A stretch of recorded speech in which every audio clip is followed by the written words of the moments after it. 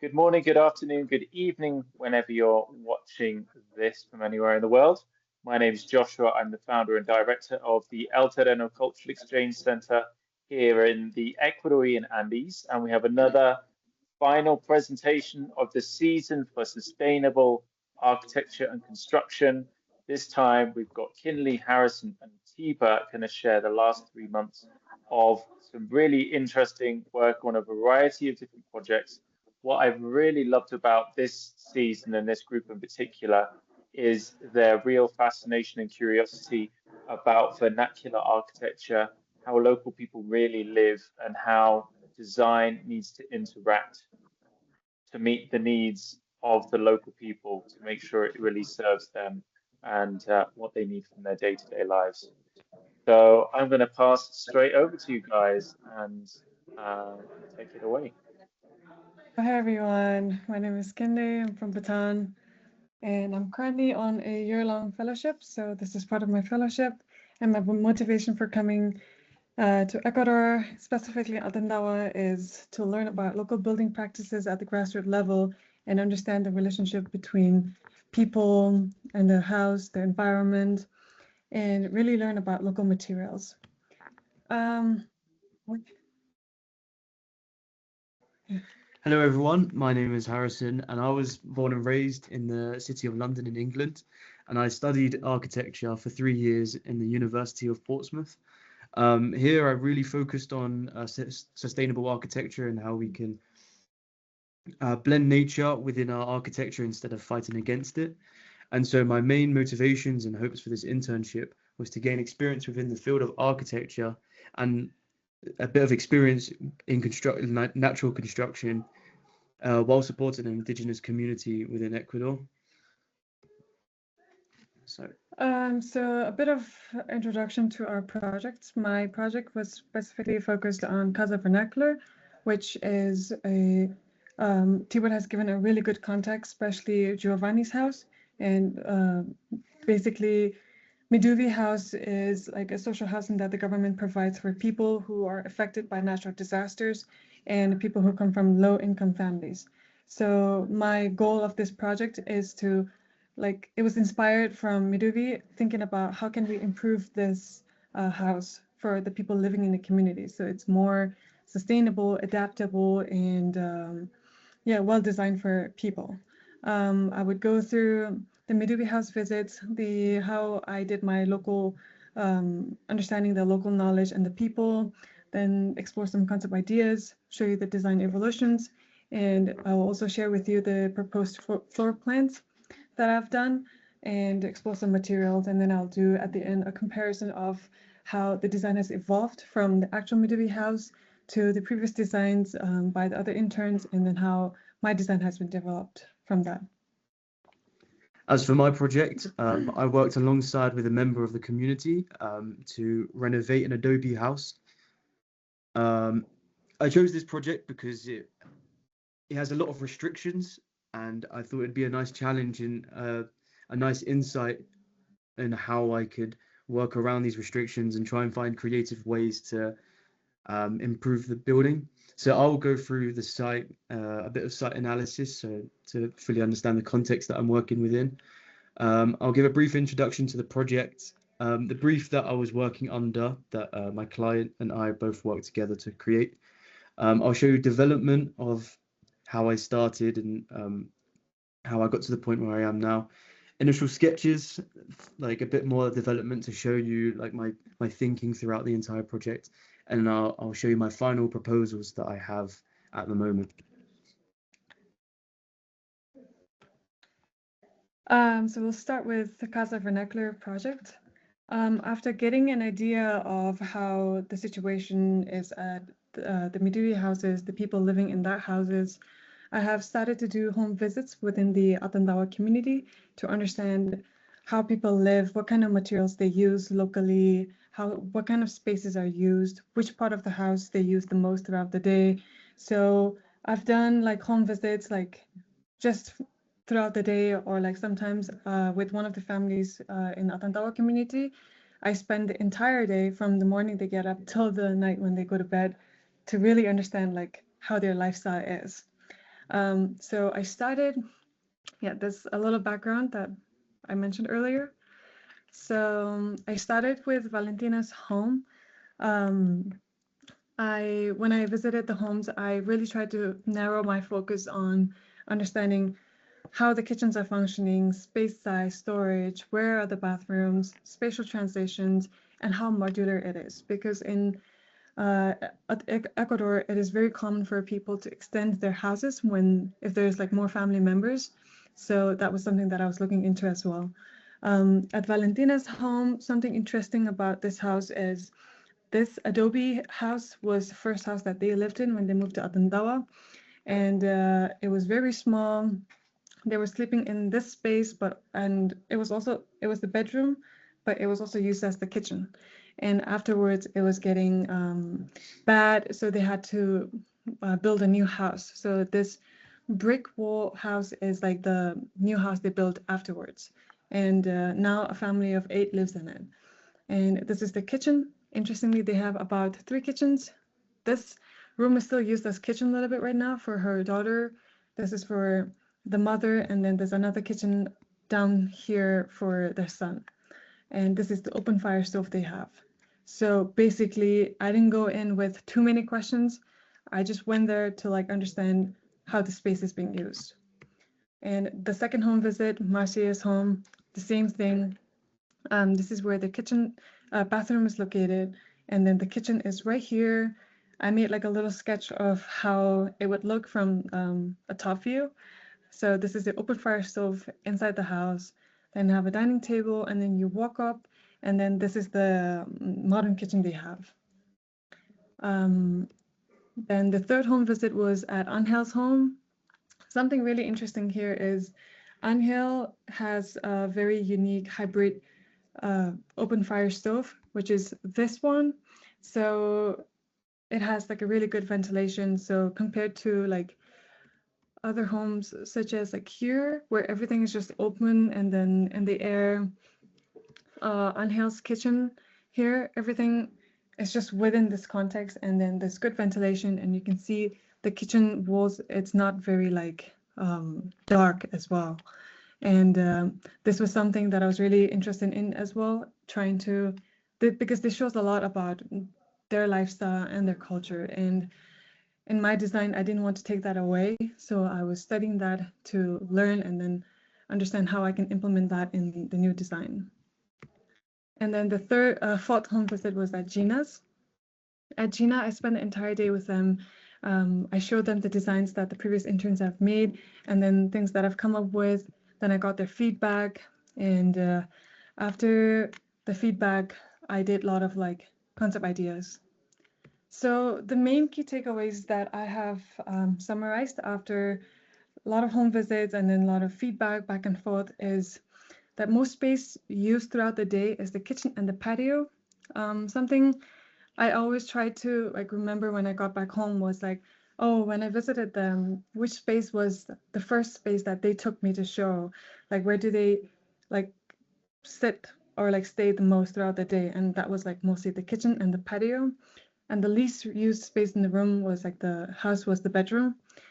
And I also thought adoption is emotional and not just rational.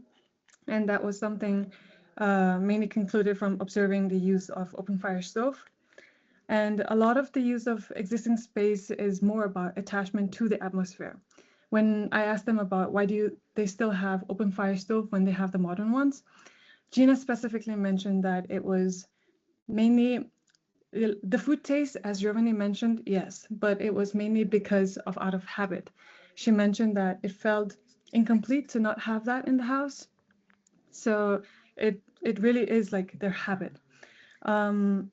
So I thought that even if new stove is efficient, has good ventilation, it's safer, it removes this like sensory weight of the smell of wood, the social positioning around it, the taste, the visible flame, and this applies even to the rest of the design adoption that we would do.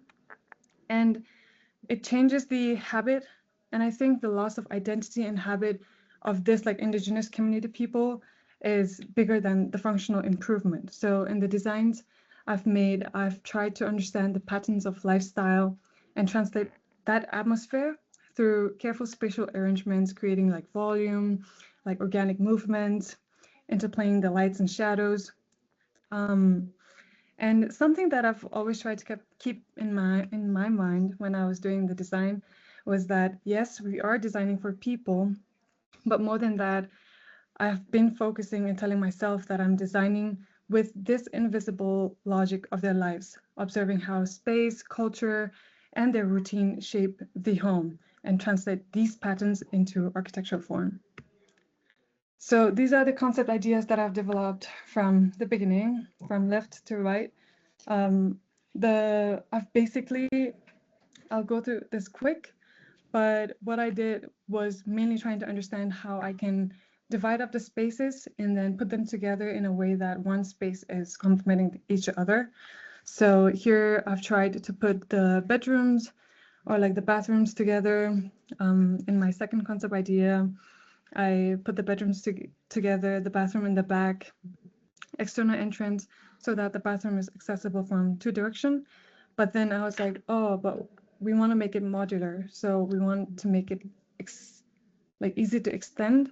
So then I developed that idea into my concept idea 3 here, where people would enter from here, and then right when they enter, it's the kitchen and then the living room. Then I added this freestanding wall to really like separate the private and public space, while also making it more like volumetric for circulation.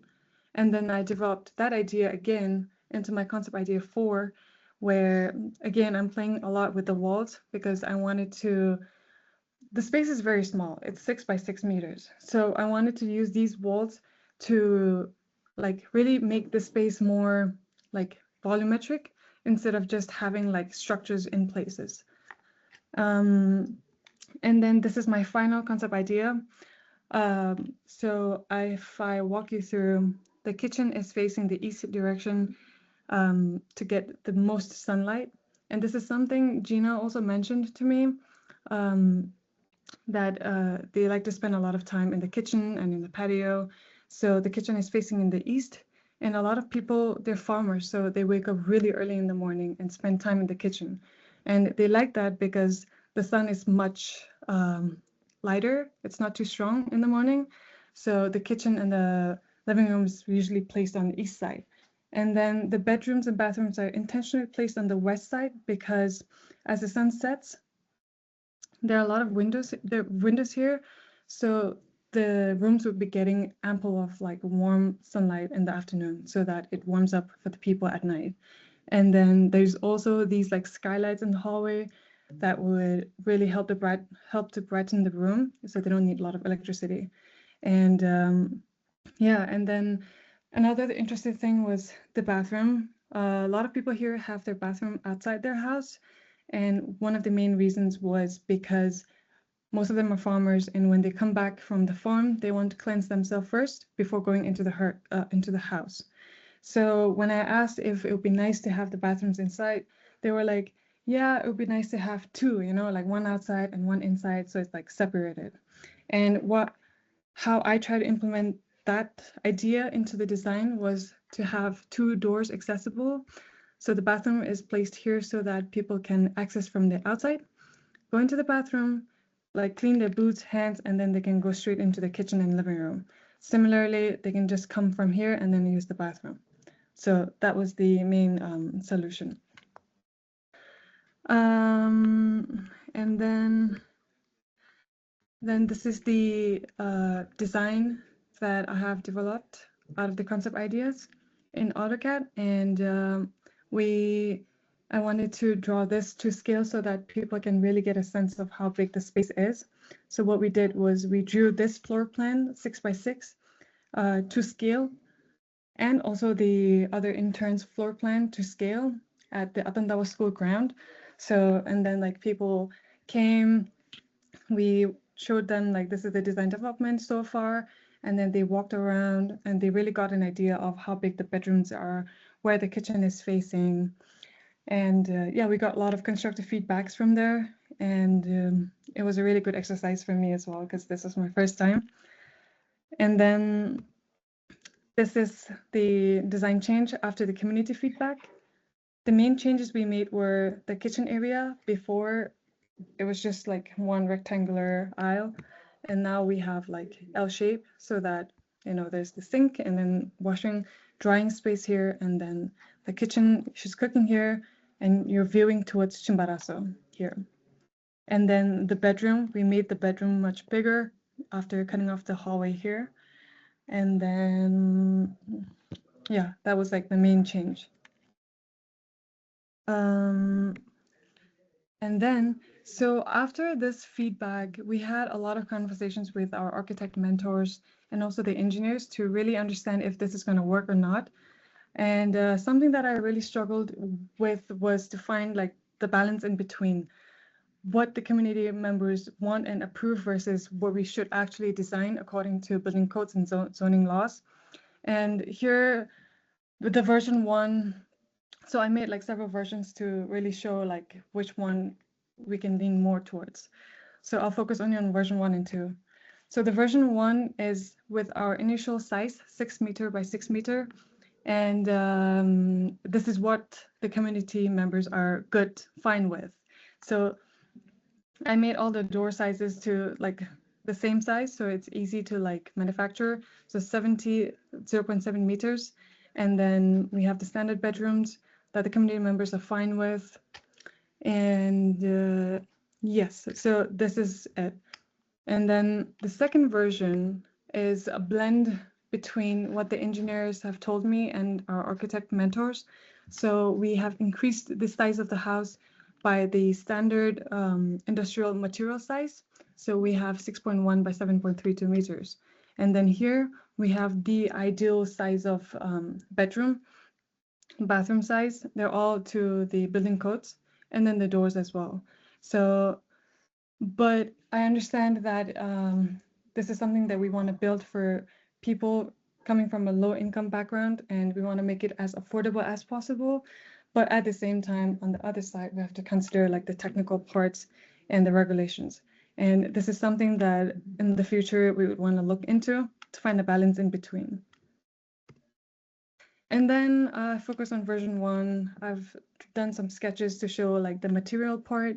This is what the previous interns have done. I just redrew them. Instead of having a fired brick floor, I was suggesting maybe we could have stabilized earth floor, so like tamped floor, but only in the living rooms and bedrooms. In the kitchen and then the bathroom, because there's going to be a lot of water, I think it would be nice to have like concrete. So this was like an example to show like the transition from tamped earth floor to the concrete floor. And then these are the adobe bricks that are here that we could use for like summer ventilation.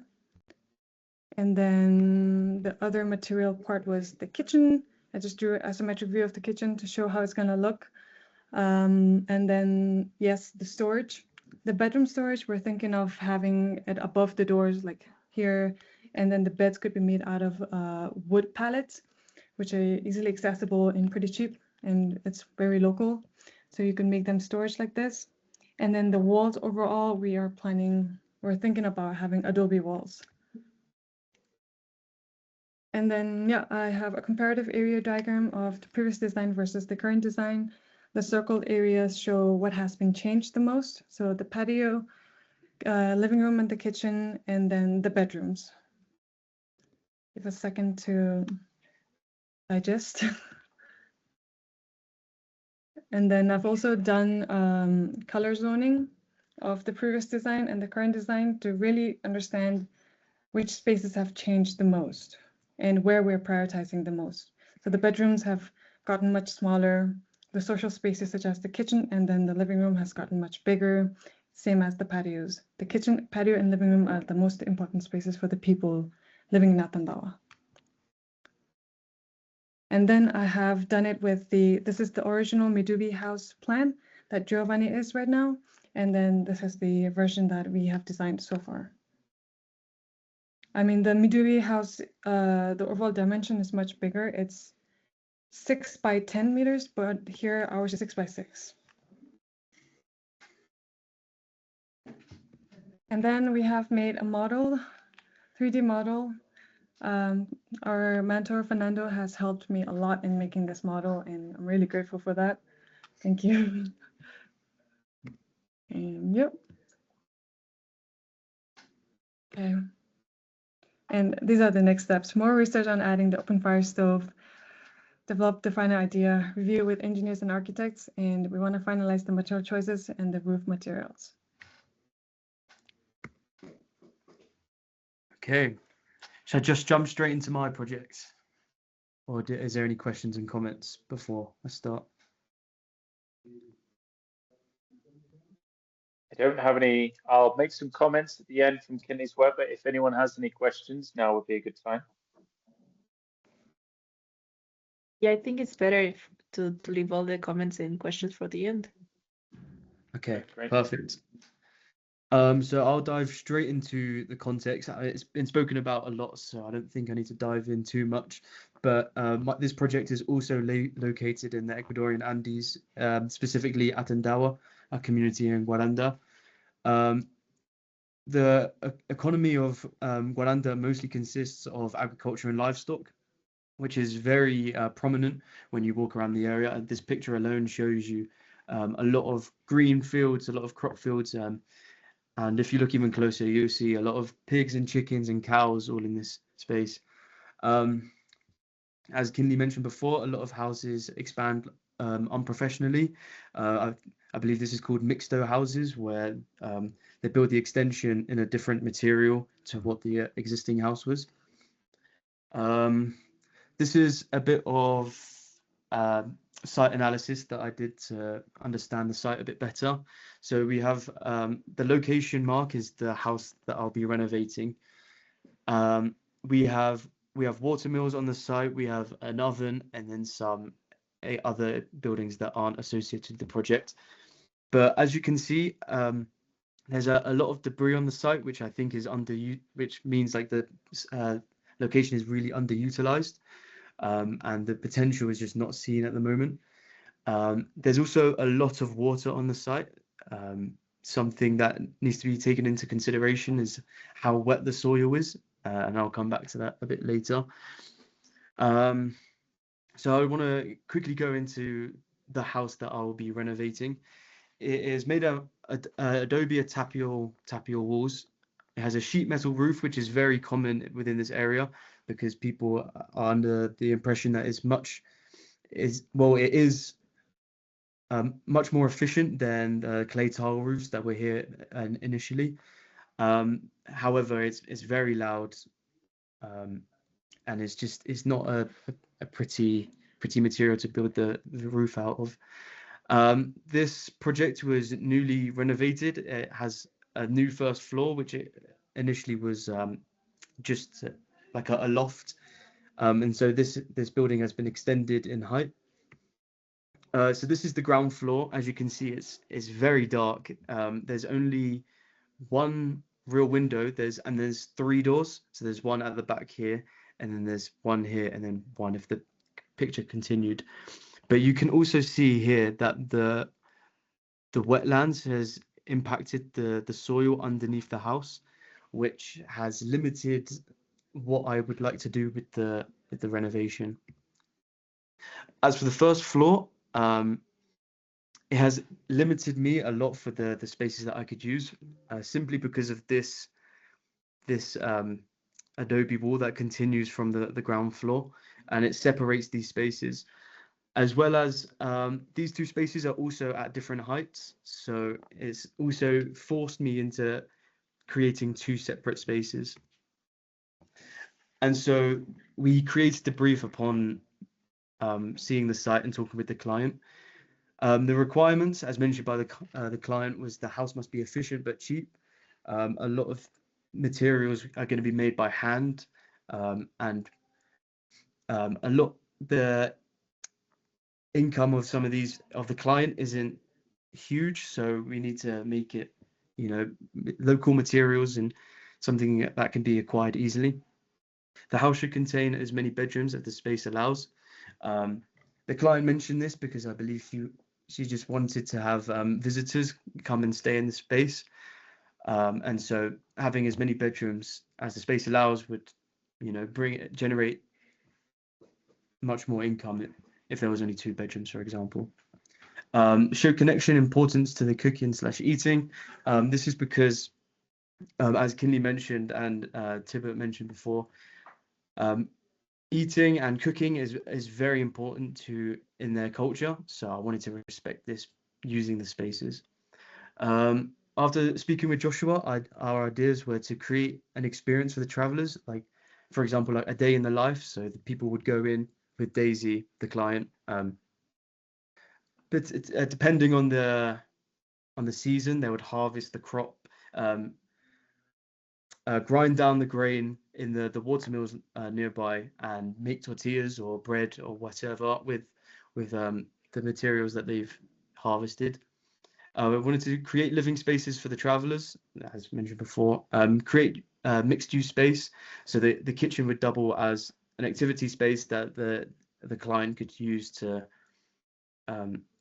teach the travelers in the ways of cooking, and use the river to create sustainable systems. Since there's such a fast-moving river, we can generate electricity or use it to create moving parts that wouldn't require electricity or any other unsustainable methods.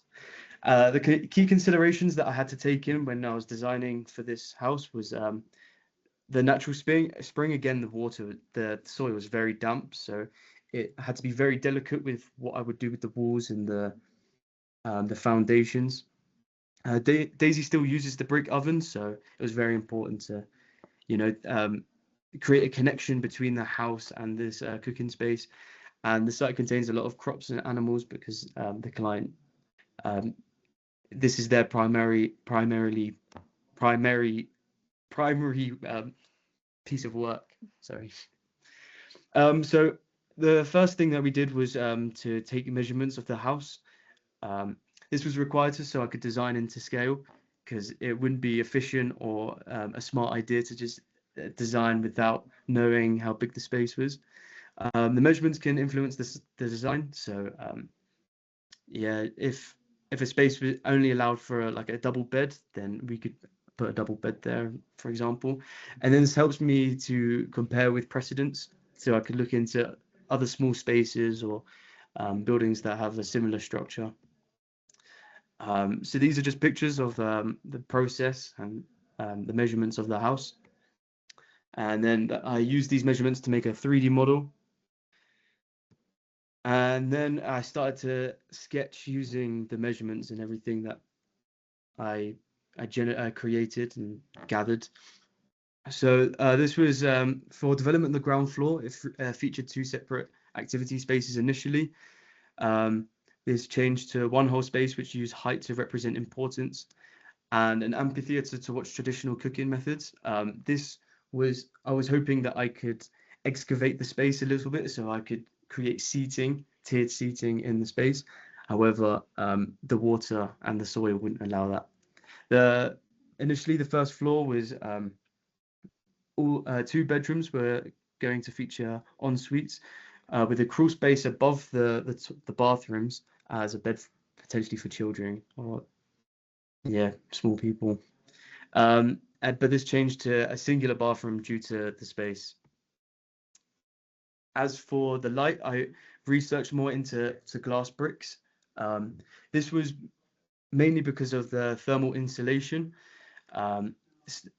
Since glass planes are so expensive here, singular panels are often used, and to keep them safer and protected, they would use iron bars on top of those so that the glass doesn't break easy. However, the glass bricks eliminates that issue because it's much stronger than standard panes of glass.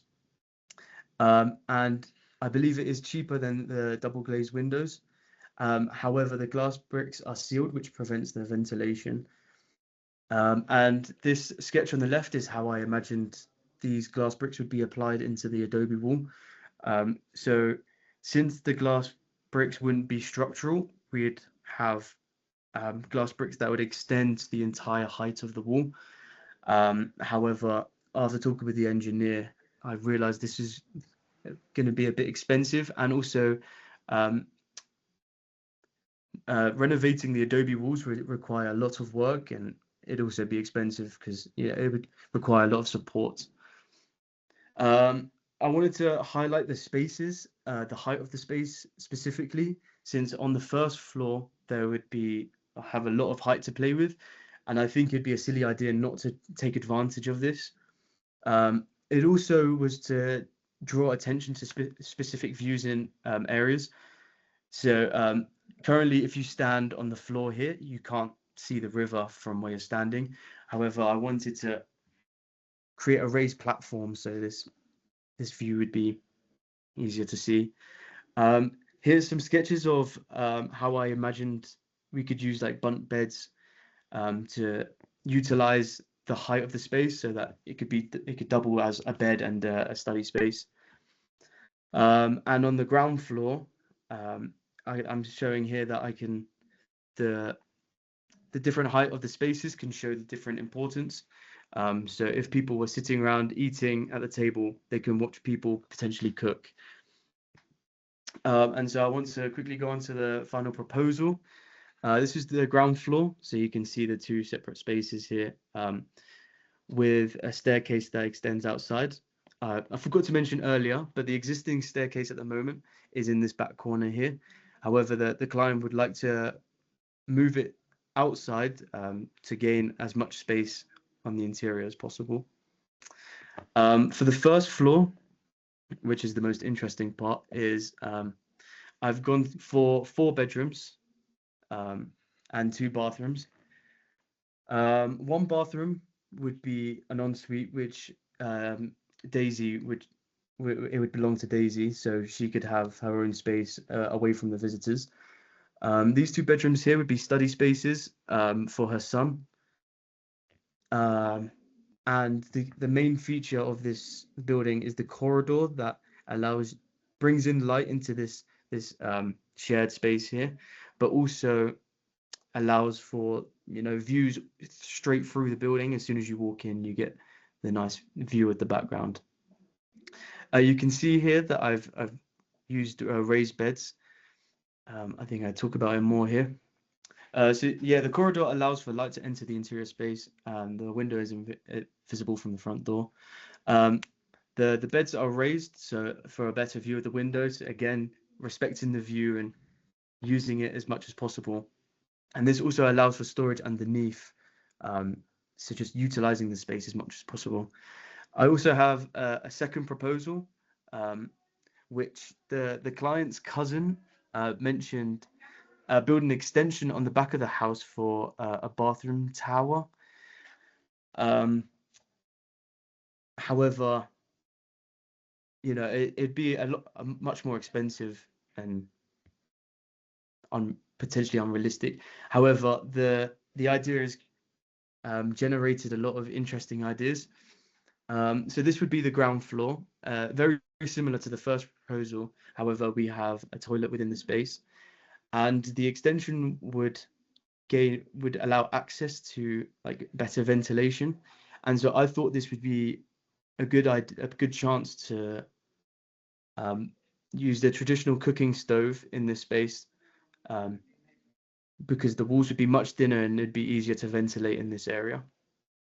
For how this would look on the first floor is I would have this tower here with 2 bathrooms, still an ensuite for Daisy's bedroom, and then 1 public bathroom for the rest of the bedrooms.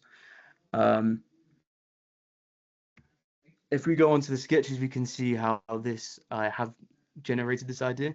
The angle of the walls would draw attention to the views. So this angle would, direct the viewer's eyes towards the windows within the bedrooms. This would be the standard extension. However, I thought it'd be clever if we rotated this extension so that only 1 column would have to be added on the exterior, and it would require less structure, less building materials, as well as better views from the river. this angle creates the private entrances into the bedroom. If you see here, if you're in this space, it's harder to look into the bedroom because of the angled walls. And yeah, this is just an appendix of all the sketches I did to get to this proposal. And that's everything.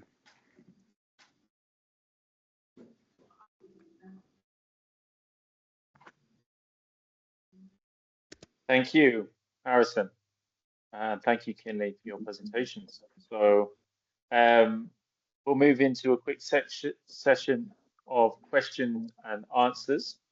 Harrison, just as the slides that we were just on, could you share a little bit about, you met with Daisy this morning, you showed her the plans. Can you share a little bit about her final feedback? So this morning, Daisy preferred the first proposal. This was mainly because, you know, it's much cheaper. The extension would require a lot of time, effort, and money, whereas this just uses the space that is already there, and it erects some walls. However, she did mention in this that she would like to separate the shower and the toilet, and move the sink into it so that the space wouldn't be shared, so that more people can use these services at the same time. And yeah, I agree. It'd be way more efficient for the people living in the space. However, this would change this bedroom slightly if we were to create separate spaces for these services. We'd need 2 door swings, but it'd have to be the width of this current door at the moment. So that would move this wall significantly more backwards, and yeah, just create a much smaller space. But I think it would be doable for the future, because I would be really interested in looking into that. Okay, great. Thank you for filling us in with that. So to both of you, congratulations. What a great, pieces of work that you've done. I get a feeling at the end of some of these presentations when I'm like, this is the one that I'm going to be sending on to lots of people who want to come and do their internships later. And it's great because you've both done very different projects. A renovation project, really speaking to one individual client about their individual needs. Lots of, Harrison, you've had a lot of creativity, a lot of space to play with. Whereas Kinley, yours has been much more about how do I meet the needs of multiple people, and how do I make these very small adjustments, but actually have the potential of making big changes, especially if they're buildings that are going to be replicated many times over. So both of you, congratulations. And I've seen you guys work really well as a team.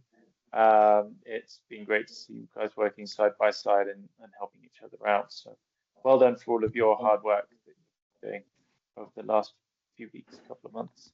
And Tibert, for your presentation as well. Thank you for your video. Also great to have that in there and a great contextual debrief. So yeah, we're going to open the space now. If anybody else has got any questions or comments of what they'd like to share on what we've seen. Yeah, I want to introduce yourself, Fernando. Sorry. Introduce yourself. Again. Hello, I'm mentor. Everybody knows me, but I'm mentor of students of architecture here, and I'm happy to. This was Tibert too, good video. Congratulations, Tibert. And I'm happy with the quality of the works. Obviously, needs a little bit of improvement a little bit. Every time we needs inclusive me or other architects needs better be the time.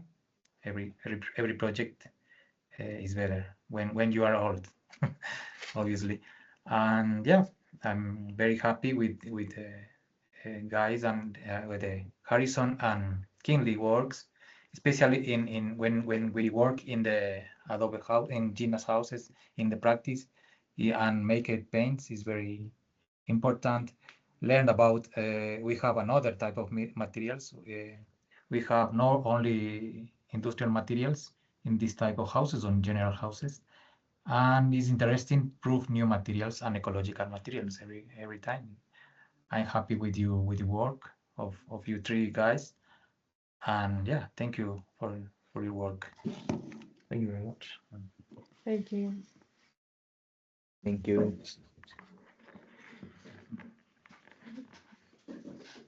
Okay, guys, I wanted to add something else.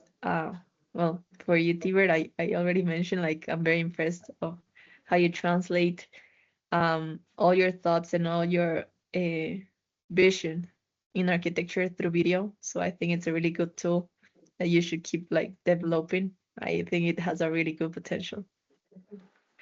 And for Kinley and Harrison, like, well, we recently were like in this process of back and forth of all these designs in the different projects, and I'm really proud of you guys. Like, to see like all the result is like amazing. Like, it's been such a great journey, and to see like also like the understanding of the things that we spoke in the mentorships, in the meetings, to see more than the design, the purpose of the design, what is happening, what can be improved, the openness of you guys. Like, I'm really glad that I got to work with you.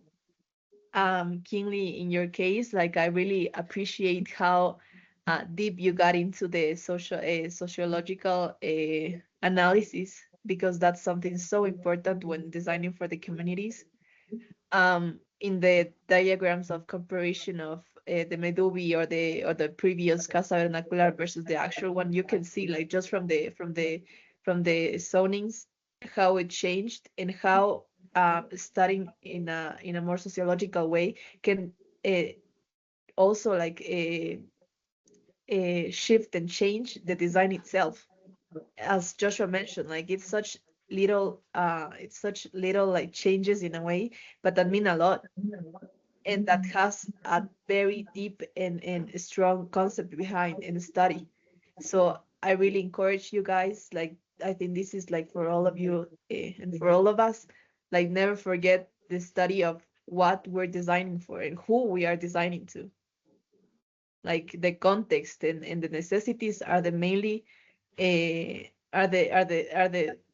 mainly briefs to consider when designing. Sometimes as architects we kind of see the things in a way, but we don't open to understand why the user is using the space in another way. So I think that in your case, Kinley, like, you open into just as you said, not speaking but just listening, and so in seeing and looking and analyzing what the people is doing and what can be improved in a technical and professional way as an architect. So I'm really proud of you, and I'm really happy for the result that you did. I think, like, for being like, how long did, like, for being such short time, like, it's a really good project that has a lot of potential. Like, I really like encourage you, like, it has a really good potential, and I'm very happy for it. And also, Harrison, in your case, like, I got amazed with the final presentations. Like, wow, like, first of all, like, it's like hand drawn, right? Yeah. I I really appreciate doing that, because now it's like everything is so digital, and having I can see like you scaled it, you measured, yeah, like, that's a really good tool to understand measurements. So I'm really like happy for you that you did that exercise, and also like all the details of the shadows, like, it really made it understandable, and I'm really proud of how you could translate all your design.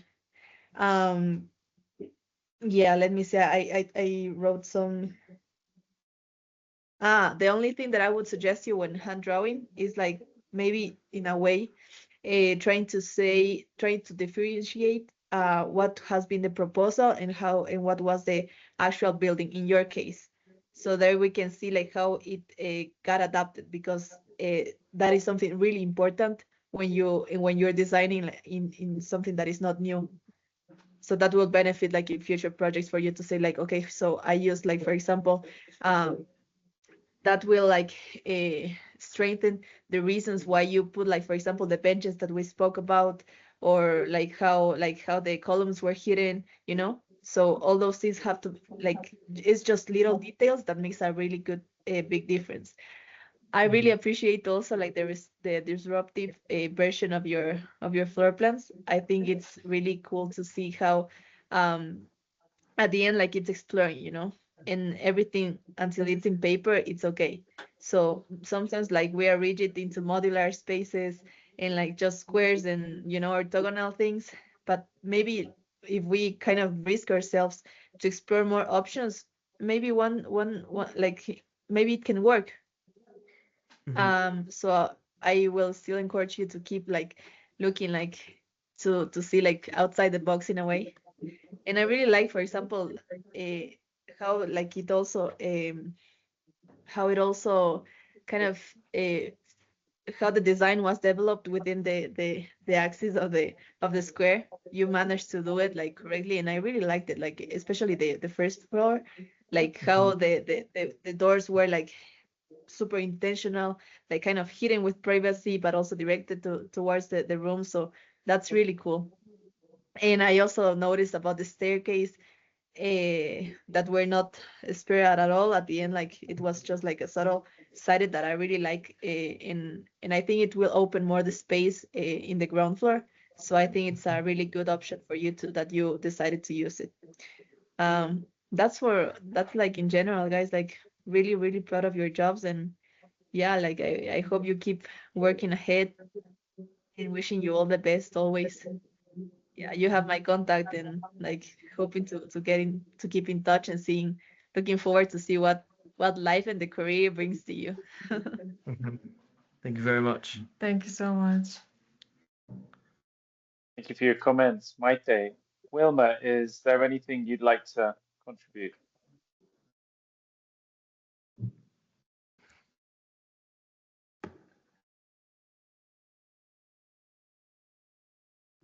Buenas tardes a todos. Buenas tardes. Los tiempos. Buenas tardes a todos. Muchas gracias por invitarme a su presentación. Mucho gusto, Maite. Mi nombre es Wilmer. Soy hermano de Gina. Quiero extender también un saludo a Tibert. Siempre mi familia se acuerda de usted. Gracias por el apoyo. En nuestra familia siempre los recordamos, aunque ya estén en sus países. El trabajo que vienen realizando dentro de sus proyectos en la comunidad va dando frutos, va cristalizándose, porque en estos dos proyectos de construcciones ya están avanzados y va a crear un impacto en el déficit de vivienda que existe para los jóvenes. Entonces, esto viene también de la mano con la recuperación de las construcciones ancestrales, las cuales da un valor agregado adicional al tener una casa. En la actualidad, ya nadie construye casas de tierra. Entonces, ahora, con estos ejemplos que se está dando, la gente empieza a hablar de este tema. Muchos comentan de la casa de Gina, de la casa de Daisy, empiezan a hablar. Incluso algunos piensan en recuperar las casas antiguas. En el caso mío, construirme una casa de tierra. Entonces, lamentablemente, en nuestra cultura no estamos acostumbrados a trabajar en las construcciones de una manera planificada. Entonces, a eso resulta con problemas en las construcciones en algunas ocasiones, como por ejemplo en las distribuciones de la casa, o tal vez entra mucho frío a las habitaciones, cosas así similares. Entonces, a través del trabajo que ustedes nos están brindando, vamos a tener mejores resultados. Y bueno, sería muy agradable tener viviendas más adecuadas que adornen, ¿no?, la estética de aquí de nuestro entorno, la estética del Chimborazo. Muchas gracias a todos. Muchas gracias, Wilmer. Y en el caso que usted quiere construir su casa, ya tenemos un diseño que usted puede implementar a bajo costo. Entonces, si quisiéramos encontrar un lugar para hacer la construcción piloto, y si hemos calculado, creo que tal vez unos $7,000 más o menos por ahí la construcción. Entonces, si quiere, ya podemos compartir lo que son los planos sin costo y ya consideremos eso una oportunidad. And so you guys can leave with your heads held high with all of the great work that you've done over the past few months. Each of you has come away with a result, a tangible output. And, you know, both of these building projects we want to take forward. The Casa Vernacular, at some point soon, I feel like we're now like 90% of the way there. Maybe some of the budgeting still needs to be done, but we've got a really solid basis to go off and start building, and hopefully looking for some financing to make it possible. And you know, Daisy's ready to start with more of her building, and we've got someone else coming in just a month's time, which I'm gonna send her way to hopefully start making your designs a reality, Harrison. So be sure to stay up to date with the social media and stay in the WhatsApp group, and we'll be sharing the process as it goes. So Okay. thank you for all of your hard work. Great Sounds stuff. incredible. Thank you very much. Very excited. Yeah. It's gonna go. Whew. Thank you so much for your feedback. Fantastic. Any final words from anyone before we close the meeting today? Yeah, I just want to thank everyone again for the great experience, Fernando and Maite for the mentor sessions. It was very helpful, and Joshua as well to guide us through the whole experience. And Wilmer, you as well. Thank you very much for everything. Say hi to Gina and Fleur from me. Okay, well, with that, we'll close the meeting. Thank you so much for joining us today. Always really satisfying to feel and see everything come together. Wishing you all the best in your onward journey. Until next time. Thank you very much. Thank you very much. Thank you. Goodbye. Thank you. Bye bye. Bye. Thank you. Safe travels. Ciao, guys. Speak soon. Thank you.